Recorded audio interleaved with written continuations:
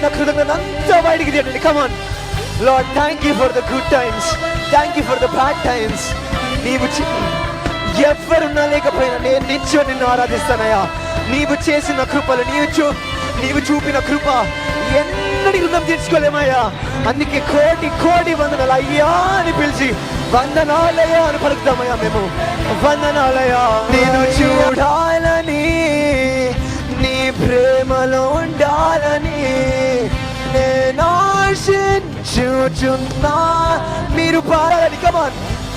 నేను చూడాలని, నీ ప్రేమలో ఉండాలని నేను ఆశించుచున్నాను.